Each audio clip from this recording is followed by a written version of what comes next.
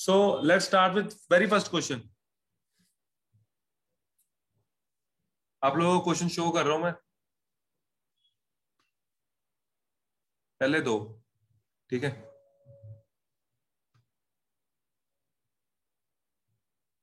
Yes, ठीक है, चलो।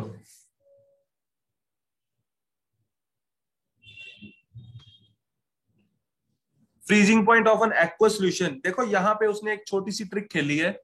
उसने बोला freezing point of N aqua solution, clearly water नहीं बोला, तो कोई दिक्कत नहीं, एक्वस दिया हुआ है, हमें पता है वाटर ही होता है, ठीक है। तो वो हमें वहां से पता लग जाएगा, राइट। और उसके बाद यानी कि उसने फ्रीजिंग पॉइंट वाटर का दिया हुआ है -0.186। It means delta TF is given to us, ठीक है। तो डेल्टा टीएफ हमें गिवन है बच्चे, और डेल्टा टीएफ जो होता है वो पॉजिटिव होता है 0.186, ठीक है। तो इसको डिग्री में लिख लो, डिग्री सेल्सियस में या केल्विन में लिख लो, सेम है, आपको पता है, because it's a change, right. Elevation of boiling point of the same solution is, elevation of boiling point पूछ रहा है, यानी कि हमसे पूछा जा रहा है डेल्टा टीबी, ठीक है। तो देखो हमें कोई भी डाटा गिवन नहीं है, मतलब कि मोलैरिटी नहीं गिवन, तो कोई दिक्कत नहीं है ना। हम दोनों इक्वेशन डिवाइड कर देंगे, हमारे पास आंसर आ जाएगा, मोलैरिटी कैंसिल होने वाली है। आप सबको समझ आ रहा है? Yes sir. Yes sir. Okay, good good, very good, ठीक है। तो मैं डेल्टा टीबी बच्चे ऊपर लिखूंगा, जैसे कि मैंने आपको पहले भी बताया हुआ है कि जो टर्म निकालनी है उसको ऊपर लिखा करो। इसमें हमारा कैलकुलेशन करते वक्त एक स्टेप बच जाता है। वैसे आप मैथ्स के स्टूडेंट हो, आपको ज्यादा पता होगा। Delta T F equals to K F M, ठीक है। एम एम कैंसल, क्योंकि मोलैरिटी सेम है, उसने बोला सेम सोल्यूशन है। डेल्टा टी भी हमें निकालना है, ओके। तो डेल्टा टी भी कैसे निकलेगा? डेल्टा टी एफ हमें दिया हुआ है, दैट इज 0.186, ऊपर मल्टीप्लाई कर दिया मैंने। केबी की वैल्यू हमें दी हुई है, दैट इज 0.512, ठीक है। और हमारे पास क्या है नीचे? के एफ की वैल्यू कितनी है बच्चे, बोलो। व्हाट्स द वैल्यू ऑफ के एफ? सर 1.86 माइनस हाँ, में।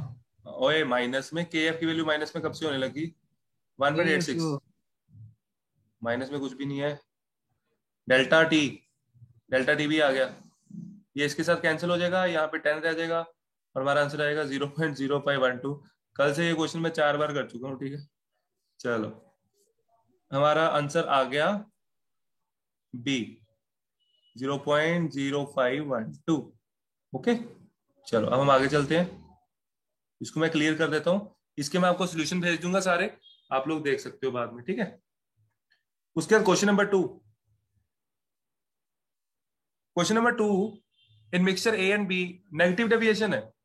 तो अगर नेगेटिव डेविएशन है, it means A B interactions are stronger, delta H less than 0, delta V less than 0। ये कंडीशंस हमें पता है, पहले हम ये लिख के अपने ऑप्शंस देख सकते हैं, ठीक है। डेल्टा वी ग्रेटर देन 0 नहीं हो सकता, delta H mixing less than 0 ये सही हो सकता है, सही है। A B interaction is weaker, no. A B interaction is stronger, yes, ठीक है। तो इसके हमारे पास दो आंसर आ जाएंगे, ऑप्शन कौन कौन सा? B and D. एक बी आ जाएगा, एक डी आ जाएगा, ठीक है। चलो आगे चलते हैं, क्लियर? सर हाँ जी। सर नेगेटिव डिविएशन में सर अपने इंट्रोपी नेगेटिव में आती है। नहीं बच्चे, एंट्रोपी पॉजिटिव ही रहेगी। एंट्रोपी मिक्स करते हैं ना सोल्यूशन को, तो उनको वॉल्यूम ज्यादा मिल जाता है घूमने के लिए। Okay sir. Hmm. If liquid A and B form an ideal solution, third question, A और बी आइडियल सॉल्यूशन बना रहे हैं तो क्या होगा? ये हमने कल किया था ना। Entropy of mixing is 0। देखो एंट्रोपी मिक्सिंग 0 नहीं होती, दो सॉल्यूशन मिक्स करोगे रैंडमनेस बढ़ेगी, तो रैंडमनेस बढ़ेगी, डेल्टा एस 0 नहीं आएगा, डेल्टा एस पॉजिटिव आएगा, ठीक है। और उसके बाद the free energy of mixing, free energy of mixing delta G की बात हो रही है, delta G equal to delta H minus T delta S. तो यहाँ पे भी आप देख सकते हो क्लियरली कि डेल्टा एस अगर 0 नहीं है तो डेल्टा जी 0 नहीं हो सकता, ठीक है। आया समझ? Yes clear? सर। तो उसके बाद बचा क्या हमारे पास? What we are left with?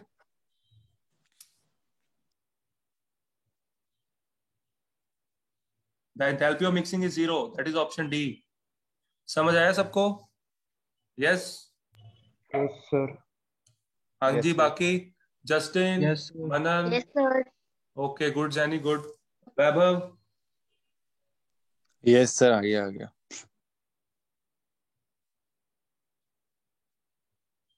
चलो आगे चलते हैं। Next question, that is question number 4। आप जब मैं करता होता हूँ क्वेश्चन, आप सभी मेरे से आगे चलने की कोशिश किया करो, ट्राई, क्योंकि मैं आपको टाइम नहीं दे रहा ट्राई करने का। मैं खुद ही करूंगा सारे क्वेश्चन, ठीक है? लेकिन फिर भी आप ट्राई कर सकते हो। इन अ 0.2 मोलर एक्वा सोल्यूशन, आप मेरे को बता सकते हो कैसे करना है। अब देखो, जैसे ये क्वेश्चन वेंटॉफ का लग रहा है मेरे को, तो वेंटॉफ आपका टॉपिक डिलीटेड है, लेकिन जेई में आएगा, नीट में भी आएगा, ठीक है? नीट में भी आना। 0.2 मोलर एक्वा सोल्यूशन, मोलैरिटी आ गई हमारे पास। Of a weak acid HX, the degree of ionization is 0.3. Alpha is given to us, that is 0.3. ठीक है? Taking Kf for water as 1.85, the freezing point of the solution will be nearest to. तो बिल्कुल simple question है, सारा कुछ दिया हुआ है। तो हमें क्या करना है? हमें सिर्फ वेंटो फैक्टर निकालना है। तो वेंटो फैक्टर कैसे निकलता है देख लो। टॉपिक दोबारा बहुत अच्छी चीज है, मेरे को बहुत अच्छा लगता है टॉपिक। चलो किसी बहाने यहाँ पे वापिस आया ये टॉपिक। हम जब नॉर्मल क्लास लेते हैं उसमें तो मैं करा नहीं पाता, डिलीट कर दिया इसको। H positive plus X negative. बच्चे मान के चलेंगे ये पार्टिकल 1 है, ये 0 0 होगा। 1 माइनस अल्फा करेंगे, अल्फा अल्फा, तो आई होता है एक्चुअल नंबर ऑफ पार्टिकल्स, यानी कि इन सबको ऐड करके जो आएगा, इन सबको ऐड करके, ठीक है? इन सबको ऐड करके क्या आया? ये अल्फा कैंसल, 1 प्लस अल्फा। नीचे क्या आया? Normal number of particles, that is 1। Bent of अगर नहीं आया समझ, अलग से समझ सकते हो मेरे से, ठीक है? कोई भी। तो अल्फा हमें गिवन है बच्चे 0.3, तो आई हमारा आ गया कितना? 1.3।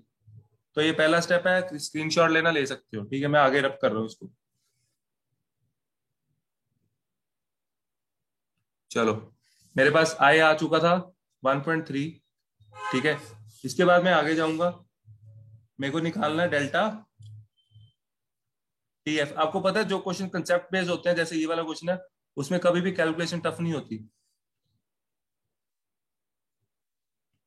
वेंटो फैक्टर आ गया 1.3, केएफ की वैल्यू गिवन है 1.85, मल्टीप्लाई आप लोगों को करके बताना है, ठीक है?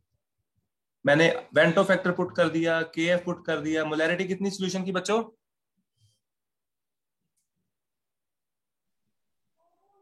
मोलैरिटी कितनी है? 0.2 सर। 0.2। सही है। आंसर निकाल के बताओ जल्दी। डेल्टा टीएफ क्या आ गया? Hurry up. सर 0.481। अच्छा, वेरी गुड। 0.481, तो ये हमारा ऑप्शन में है।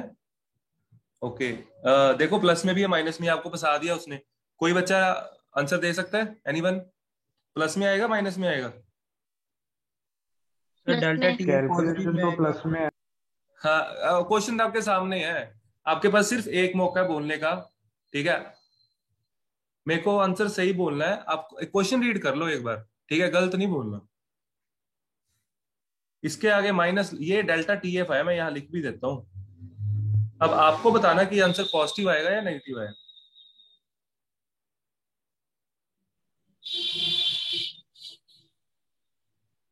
बोलो,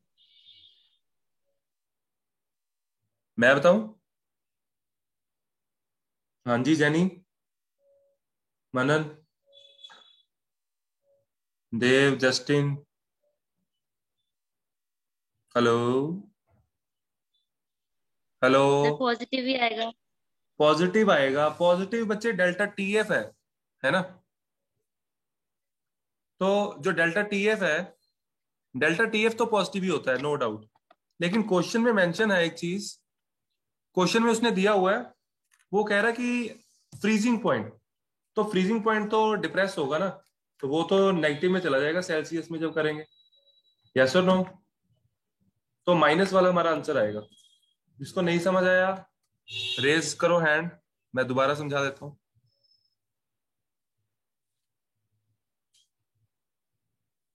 आया समझ? हाँ जी बच्चों, यस मेरी, सर। हाँ मेरी बात समझो। ये है हमारा freezing point, that is 0 degree Celsius. तो जब डिप्रेशन होता है तो ये माइनस में चला जाएगा, हमारी वैल्यू आएगी -0.481। जिसको नहीं समझ आया पूछ लो। देखो क्वेश्चन कितना सिंपल था, उसने ट्रिक खेला लास्ट में, है ना, बच्चों को फंसा रहा है, लेकिन आंसर माइनस वाला होगा। ठीक है, माइनस, ऑप्शन डी। ठीक है, तो इन चीजों का ध्यान रखना है आपको। पेपर आपका बहुत इजी आएगा, बहुत NEET and JEE. Common normal questions आने हैं आपको। मैक्सिमम सिलेबस जितना आपने टच कर लिया उसका क्वेश्चन आप करके आओगे पेपर में, मेरी बात याद रखना। अब मैं आगे चलता हूँ, क्वेश्चन नंबर 5 शो करता हूँ, बहुत इंटरेस्टिंग क्वेश्चन है वो। ठीक है, अभी पता लग जाएगा कौन किचन में कौन कितना का काम करता है।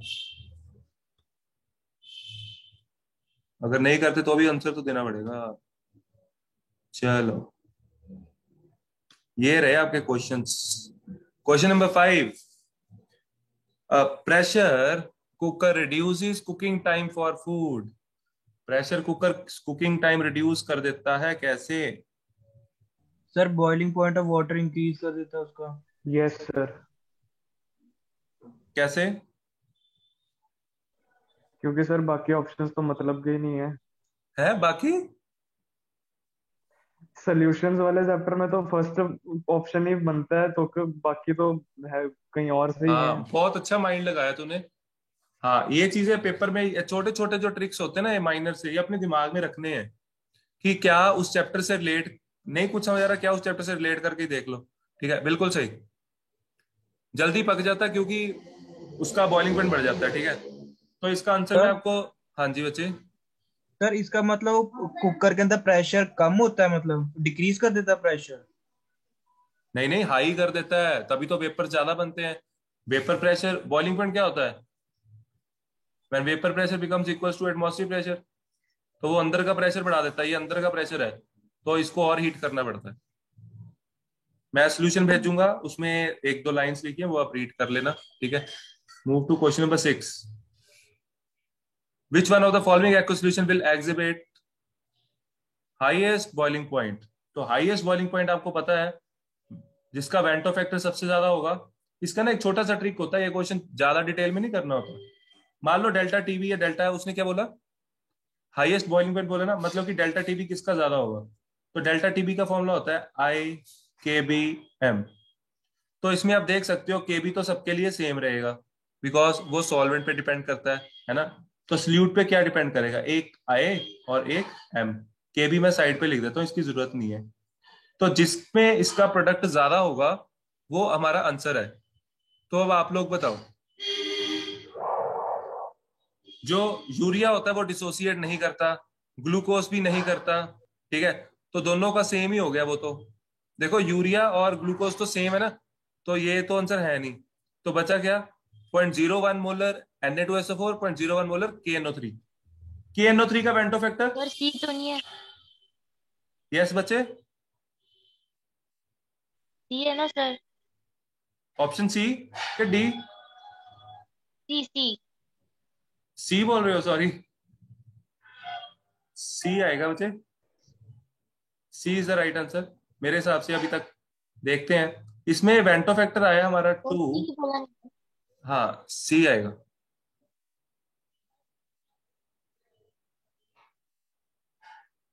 तो KNO3 में आप देख सकते हो जो वेंटो फैक्टर है वो 2 है। ठीक है, और Na2SO4 में वेंटो फैक्टर कितना आएगा? कहते हैं कैसे टूटता है ये, Na2SO4 कैसे टूटता है?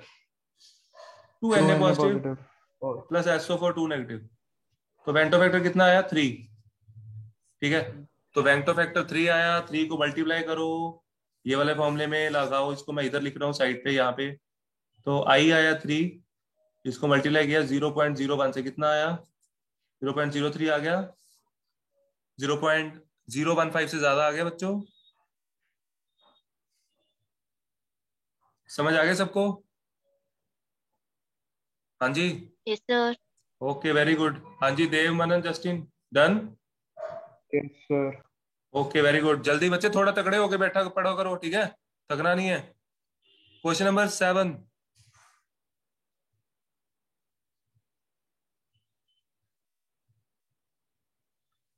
Question number 7,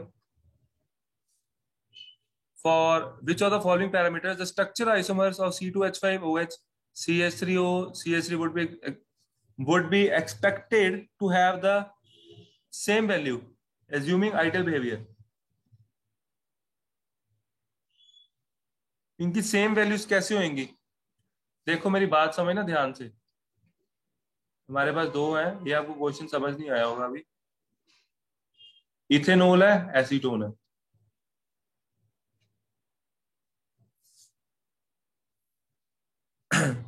For which of the following parameters the structure isomers C2H5OH and CH3OCH3 CH3OCH3 मैंने गलत बना दिया, ये ईथर है ना, इट्स ईथर, क्योंकि आइसोमर तो यही होगा। आवाज बहुत आ रही इसका, क्योंकि जो नॉर्मल फॉर्मूला आएगा बच्चे वो ये आएगा ना, C2H6O, जनरल फॉर्मूला ये आया। आप देख सकते हो, इसमें भी देख सकते हो, इसमें भी देख सकते हो, these two are isomers, है ना। For which of the following parameters the structural isomers ethanol and dimethyl ether would be expected to have the same values? हाँ जी लिख लो बच्चे। बॉइलिंग पॉइंट सेम नहीं होगा बिकॉज C2H5 में हाइड्रोजन बॉन्डिंग होती है। समझ आया? बोलो। हाइड्रोजन बॉन्डिंग के कारण इसका बॉइलिंग पॉइंट तो ज्यादा रहेगा ना, यस और नो? बात समझ आई? Yes sir. हाँ, तो हाइड्रोजन बॉन्डिंग के कारण बॉइलिंग पॉइंट ज्यादा होगा। वो कहता सेम है ना, vapour pressure at the same temperature. तो मैं एक काम करता हूँ, सारे इसके ना हम क्वेश्चन बना देते हैं सारे। तो बॉइलिंग पॉइंट तो इसका ज्यादा हो गया, अल्कोहल का बॉइलिंग पॉइंट ज्यादा हो गया। वेपर प्रेशर किसका ज्यादा होगा सेम टेम्परेचर पे? वेपर ज्यादा कौन बनाएगा? सर CH3OCH3 बनाएगा। हाँ, वेपर ज्यादा बनाएगा। यस सर, वेपर ये ज्यादा बनाएगा, अल्कोहल कम हाँ, बनाएगा वेपर। क्यों क्यों? रीजन? क्योंकि सर हाइड्रोजन बॉन्डिंग की वजह हाँ, से क्योंकि वजह इसमें से। हाइड्रोजन बॉन्डिंग है तो वेपर्स कम बनेंगे। Very good. ठीक है, now option number 3, heat of vaporisation, वो भी इन्हीं बॉन्डिंग पे डिपेंड करती है। तो ऑप्शन डी बचा, लेकिन वो ऑप्शन सही क्यों है ये आप लोगों को नहीं पता, उसके लिए मैं आपको थ्योरी लिखवा देता हूँ। राइट डाउन, लिखो gaseous densities of ethanol and dimethyl ether would be same, ये तो सारा वही हो गया, would be same at the same temperature and pressure.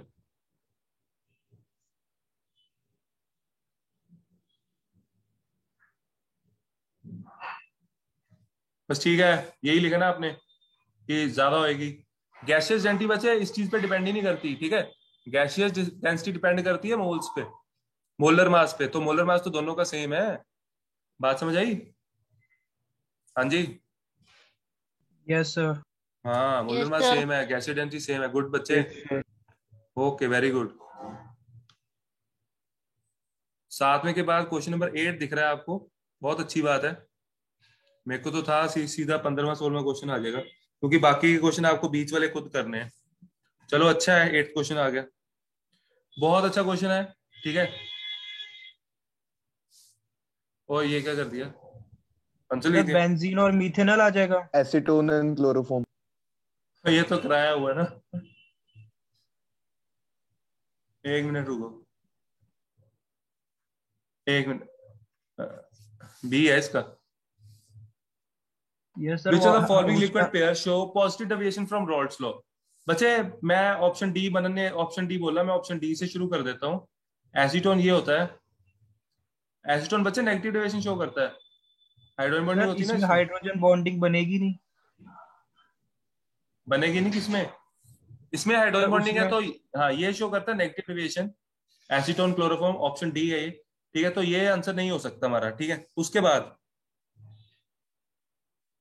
आगे, उसके बाद ऑप्शन हमारे पास, मैंने आपको एक एग्जांपल बताई थी, याद करो। हाँ जी देखो सर, वो वाटर, उसकी थी इथाइल अल्कोहल और उसकी थी साइक्लोहेक्सेन की। हाँ वेरी गुड। सर इथेनॉल, उसमें इसमें इसमें बेंजीन मिथेनॉल और और मिथेनॉल है हाइड्रोजन। बस। हाँ बस जी सर, यही वो फर्क किया हाइड्रोजन उसने, बॉन्डिंग वेरी वाली। गुड। वाटर और नाइट्रिक एसिड में दोनों में हाइड्रोजन बॉन्डिंग होती है और आपस में भी हाइड्रोजन बॉन्डिंग करते हैं वो, ठीक है। सिमिलरली वाटर और HCl, wait a second, water और HCl बच्चे ये भी बॉन्डिंग करेंगे, ठीक है। कंप्लीटली ये भी पोलर ऐसे होती है, इसमें मैं आपको करके दिखा देता हूँ। ये H है, ये Cl है, यहाँ डेल्टा हमारा पॉजिटिव है, यहाँ डेल्टा नेगेटिव है, हाइड्रोजन बॉन्डिंग हो जाएगी ऑक्सीजन के साथ, कुछ ऐसे, ठीक है। तो आप देख सकते हो ये सारे ऑप्शंस, ठीक है। तो हमारे पास सिर्फ एक ऑप्शन बचा, बेंजीन एंड मिथेनॉल। तो इसमें होगा क्या, जो बेंजीन है ना, मिथेनॉल में होती है हाइड्रोजन बॉन्डिंग, तो मिथेनॉल की हाइड्रोजन बॉन्डिंग को खराब कर देगी, ठीक है। सिंपल। क्वेश्चन बहुत इंपॉर्टेंट था ये, ठीक है, ऐसे क्वेश्चन रिपीट होते रहते हैं। नाउ क्वेश्चन नंबर 9, रीड करो question 9। Which one of the following is false statement?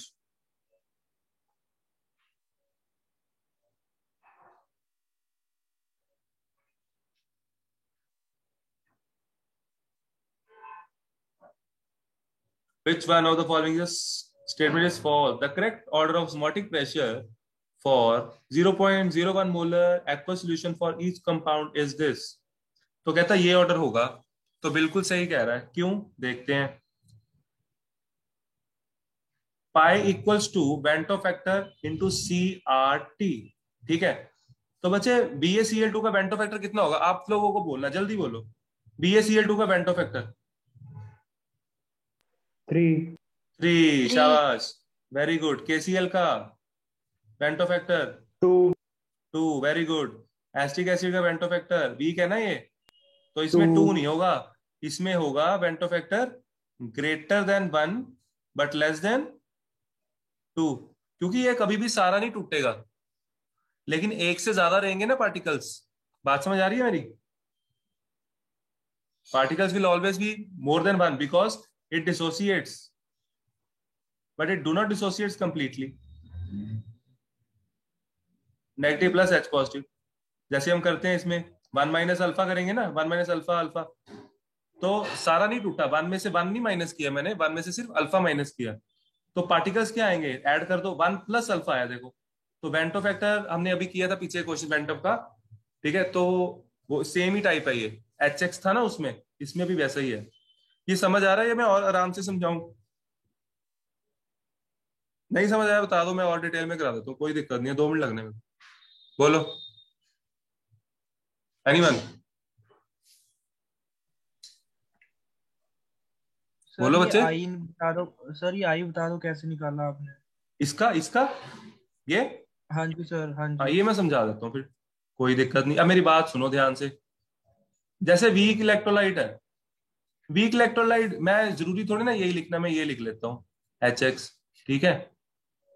तो आप लोग मेरे को बताओगे सारा कुछ, आप लोग स्ट्रॉन्ग इलेक्ट्रोलाइट किसको मानते हो, जिसमें अल्फा 1 होगा, मानते हो? Degree of yes sir. Dissociation 1 हो, इसमें मैंने 1 लिया, 0 0, 1 में से अल्फा डिसोसिएट हुए, इधर भी अल्फा इधर भी अल्फा, ठीक है। और इसको मैं नीचे से ये हटा देता हूँ। अब अल्फा जो है वो 1 हो नहीं सकता, 1 से कुछ कम होगा, ये नॉर्मली 0.2 0.3 0.4 होता है। अब मैक्सिमम कितना कर लोगे, 0.9 कर लोगे, है ना। वैसे इतना होता नहीं, तो ये इतना का रहता है 1.2, मैं इसको यही मान लूंगा अभी भी। तो आप लोग देख सकते हो आई क्या आया, ये सारी टर्म्स ऐड हो जाएंगी जैसे पिछला क्वेश्चन किया था। अगर वेंटो का आपको थोड़ा बहुत आता है तो ये समझ आ जाएगा क्वेश्चन। ये कैंसिल, नीचे आ गया 1, तो आई आप देख सकते हो 1.2 आया। आई को 2 लाने के लिए अल्फा को 1 करना पड़ेगा। कैसे, ये देखो, HX gives H positive plus X negative 1 0 0, 1 minus 1 1 1, ठीक है। तो यहां पे आया I2, तो ये तो कंप्लीटली डिसोसिएट हो गए ना बच्चे, 100% डिसोसिएशन हो गई। बात समझ आई सबको? जल्दी बोल दो yes sir. Yes sir. Good. हाँ जी, बाकी यस सर। ओके। मनन, जस्टिन, यस सर। ढीले ढीले बोल रहे हो, वेंटो फैक्टर किया नहीं हुआ, लेक्चर देख लेना इसका। आगे ओके चलते हैं। सर। कोई बात नहीं, अगर वेंट ऑफ नहीं किया तो हो सकता है दिक्कत आ रही हो, कोई बात नहीं। उसके बाद osmotic pressure of a solution is given by the equation pi equals to M R T, where M is the molarity of the solution. बिल्कुल सही, पहला भी सही, दूसरा भी सही। Raoult's law states that the vapor pressure of the component of a solution is proportional to its mole fraction. बिल्कुल सही। Two sucrose solution of same molarity prepared in different solvent will have the same freezing point depression. तो इसका answer ना D आएगा। कोई बच्चा मेरे को एक्सप्लेन कर सकता है भाई? सर क्योंकि वो सल्यूट पे डिपेंड करता है, सॉल्वेंट फ्रीजिंग सॉल्वेंट पॉइंट पे। हाँ, सल्यूट तो सेम है, फिर सुक्रोस है। तो सर फर्क थोड़ी ना पड़ना चाहिए टेम्परेचर उससे फ्रीजिंग पॉइंट का। मेरी बात सुनो, उसने एक बात और लिखी हुई है, अभी आपको समझ आया। उसने ये लिखा हुआ है, समझ आया? डिफरेंट सॉल्वेंट्स, क्या लिखा हुआ है? डिफरेंट डिफरेंट सॉल्वेंट्स लिखा हुआ है। सर लेकिन कॉलिगेटिव प्रॉपर्टी तो सोल्यूट पे डिपेंड करती है। हाँ, सल्यूट पे डिपेंड करती है। अगर सॉल्वेंट सेम हो तब ना। सॉल्वेंट अलग करूंगा, केएफ नहीं चेंज हो जाएगा? KF depends on solvent.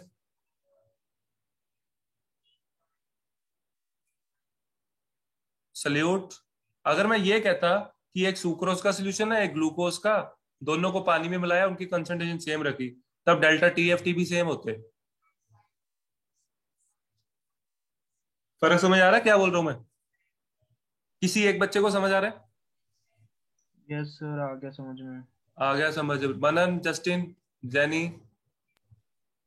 ये आ गए सर। ओके। आ गया sir. Jenny and Justin, hello? आ गया सर। Okay good. आज ओके गुड। मैं एक बार दोबारा थोड़ा सा बता ही देता हूँ, मेरे को लग नहीं रहा क्लैरिफाई आया है।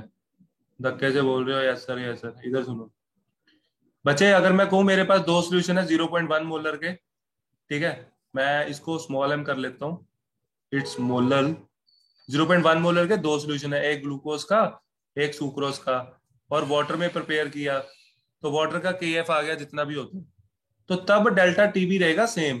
मानते हो? क्योंकि मोलैरिटी सेम है। बोलो। और यहाँ पे डेल्टा ये के भी कर लो। ठीक है, आया समझ?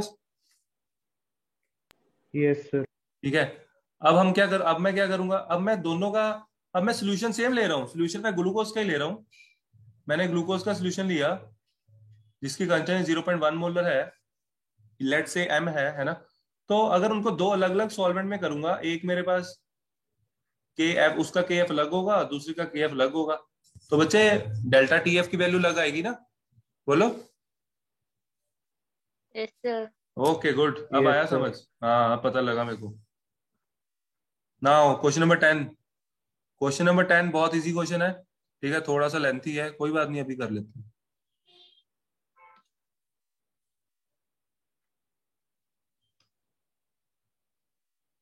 हमारे पास अभी 4 मिनट है, फिर मीटिंग रिन्यू दोबारा कंटिन्यू करते हैं, ठीक है। क्वेश्चन नंबर 10, क्वेश्चन 10 पे आ जाओ जी। Benzene and toluene form nearly ideal solution at 20 degree the vapour pressure of benzene is, यानी कि पी नॉट बी गिवन है, बेंजीन के लिए बी लिख लेते हैं, दैट इज 75 टॉर। ठीक है, उसके बाद हमारे पास दैट ऑफ टॉल्यूइन का दिया हुआ है पी नॉट टी लिख लेते हैं, जो कि 22 है, ठीक है।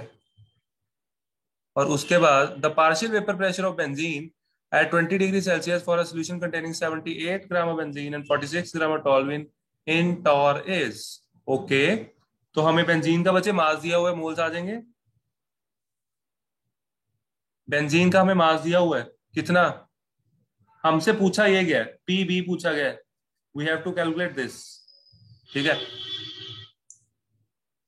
तो उसके लिए मेरे को मोल फ्रैक्शन निकालनी पड़ेगी, ठीक है। पीबी का फॉर्मूला होता है PB equals to P not B X B, तो एक्स बी निकालना पड़ेगा अपने को। अब आप लोग सोचो एक्स बी कैसे निकलेगा, मोल्स निकालने पड़ेंगे, बेंजीन के मोल्स कितने आएंगे? आप लोगों को बोलना, जल्दी बोलो। कितने ग्राम बेंजीन ली 1 मोल सोल्यूशन में? आएगा। 78। सर वन वन हाँ मोल 78 बेंजीन का मोलर मास 78, वेरी गुड, बहुत अच्छी कैलकुलेशन हो रही है। एनबी टॉल्यूइन के कितने मोल्स आए? 46/92, है ना? 0.5, समझ आया? बोलो। Yes yes sir. सर। गलत तो नहीं कर दिया मैंने? सर 2 मोल्स आना था। नहीं नहीं, बच्चे 1.1 0.5 मोलर ठीक मास है नीचे सर। ही आएगा। हाँ ठीक है सर, 0.5। ठीक है। मैं तो ऐसे ही कहता हूँ यार, गलत कर दिया मैंने, सीरियस हो गया। हाँ कर भी देता हूँ। आगे मोल फ्रैक्शन बेंजीन की निकालते हैं। ऊपर बेंजीन के मोल 1, नीचे 1 प्लस हाफ यानी कि 3/2, 3/2, 2 ऊपर आ जाएगा। तो मोल फ्रैक्शन आ गई हमारे पास। इसको ना 2/3 रहने दो, आपकी कैलकुलेशन आसान हो जाएगी। इसकी वैल्यू यहाँ पुट कर दो, आंसर आ गया। इसकी हमें जरूरत नहीं पड़ी इस क्वेश्चन में, तो जरूरी नहीं है पी टोटल निकालना है, ठीक है? तो पी भी 75 को मल्टीप्लाई करना, 2/3 करो इसको। ये 3 से इसके साथ कैंसिल हो गया, कितना आया? 50। सर 50 आ 50 गया। आंसर आ गया, शाबाश, वेरी गुड। 50 ऑप्शन हमारा डी। तो ये थे हमारे questions. We are left with 1 minute 45 seconds. एक क्वेश्चन और, फिर आपको दोबारा लिंक भेजो। Equimolar solution of the same solvent have. Sir same boiling and same freezing point. Equimolar solution है मेरे पास, okay, in the same solvent. तो different boiling point, different freezing point, same boiling point, same freezing point, same freezing point by different boiling point, same boiling point by different freezing point. क्या होगा? Sir B option, same boiling and B same freezing option. Point. कैसे? Sir उनका sir solvent भी same है और अपना solute भी same है, तो उनका सेम बॉइलिंग भी होना चाहिए, फ्रीजिंग पॉइंट भी सेम होना चाहिए। Same boiling point, same freezing point. Yes sir, आप लोग ये दोनों इस का। क्वेश्चन को सोचो, मैं इस क्वेश्चन पे वापिस आता हूँ, दोबारा लिंक भेजता हूँ, ठीक है? ओके।